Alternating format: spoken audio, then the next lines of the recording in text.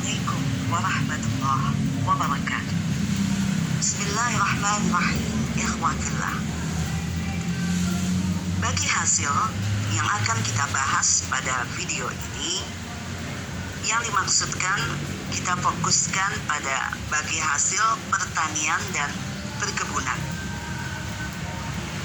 Rasulullah SAW bersabda dalam sebuah hadis riwayat Bukhari dan Muslim, "Ma min muslimin yaghrisu gharsan aw yazra'u zar'an fayakulu minhu tayrun aw insanun aw bahimatun illa kana lahu bihi sadaqah."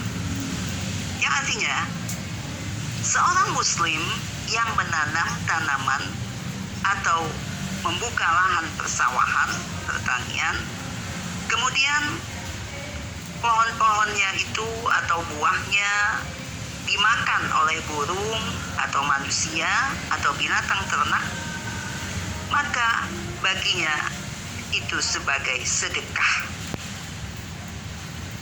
Demikian hadis Rasulullah SAW. Kemudian dalam hadis lain dari Aisyah, Rasulullah SAW juga bersabda, "Iltamisu rizqa min khabayal ard." Galilah rezeki dari celah-celah perut bumi. Yaitu jika kita kembali kepada definisi bahasa, bagi hasil adalah transaksi pengolahan bumi dengan upah sebagian dari hasil yang dikeluarkan dari hasil pertanian atau perkebunan tersebut.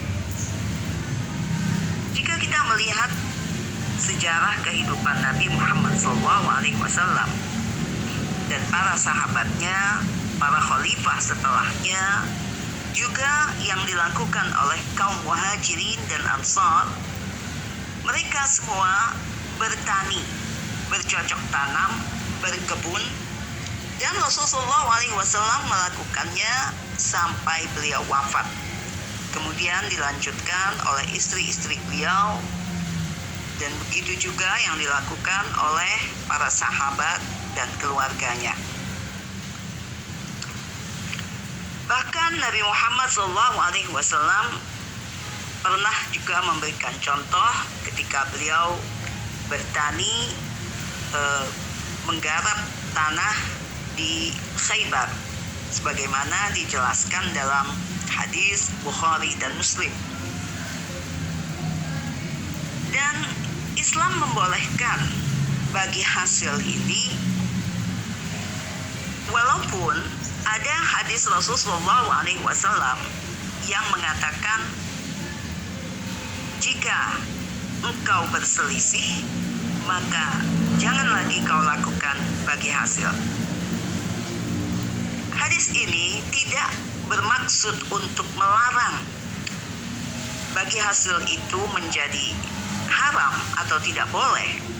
Akan tetapi Rasulullah mengatakan hadis ini pada saat itu terjadi perselisihan antara dua orang yang melakukan bagi hasil dalam pertanian atau perkebunan. Maka Rasulullah mengatakan hadis tersebut. Akan tetapi jika kita bisa melakukannya tanpa perselisihan, tentu saja itu dibolehkan. Dalam masyarakat kita jumpai ada orang yang memiliki lahan tapi tidak mampu mengelola, atau mungkin tidak suka berkebun atau bertani. Di sisi lain ada juga orang yang mampu menggarap tani, pertanian, perkebunan, tapi tidak memiliki lahan. Karena itulah Islam memberikan solusi agar bisa bekerja sama untuk menggarap sebuah tanah perkebunan atau pertanian. Bahkan dalam sebuah hadis Rasulullah SAW ada dikatakan bahwa barang siapa yang menggarap tanah yang tandus, disyaratkan tanah yang tandus itu dimaksudkan adalah tanah yang jauh dari kehidupan. Apabila orang itu menggarapnya, maka itu menjadi sebab kepemilikannya. Sebagaimana hadis Rasulullah SAW yang mengatakan bahwa man ahya ardan maitah fahiyalahu. Demikian hadis diriwayatkan oleh Abu Daud. Siapa yang menyuburkan tanah tandus, maka tanah itu menjadi miliknya. Namun para fuqaha, para ahli fikih berbeda pendapat.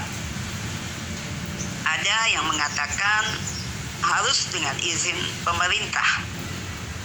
Tapi kelompok lain mengatakan tidak perlu izin pemerintah. Bahkan jika pemerintah mengetahui hal itu, sebaiknya lah pemerintah memberikan tanah tandus itu kepada orang yang menggarapnya. Dan ini dicontohkan oleh Rasulullah SAW.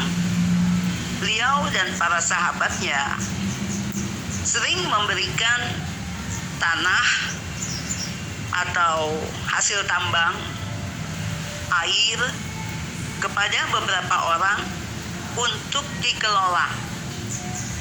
Tujuannya adalah untuk memakmurkan masyarakat di sekitar beliau. Tentu saja hal ini bisa dicontoh.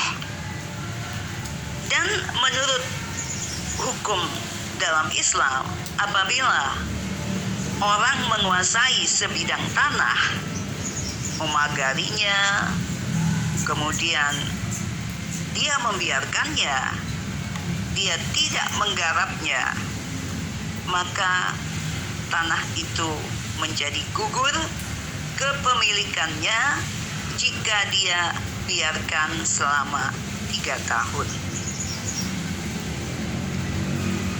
Pada saat ini, di zaman kita ini, pemerintah kita sedang menggalakkan swasembada pangan untuk kemakmuran masyarakat kita. Apa yang dicontohkan oleh Rasulullah SAW ini tentu saja bisa menjadi bahan pertimbangan jika kita, di antara kita ada yang memiliki lahan yang tidak produktif, maka bisa kita bekerja sama dengan pihak-pihak yang ahli di bidangnya untuk menyuburkannya, menggarapnya menjadi lahan yang produktif, yang bermanfaat bagi lingkungan, khususnya sesama muslim, sehingga kita bisa saling tolong-menolong, membantu, memakmurkan masyarakat sebagaimana yang dicontohkan oleh Rasulullah SAW dan para sahabatnya. Wassalamualaikum warahmatullahi wabarakatuh.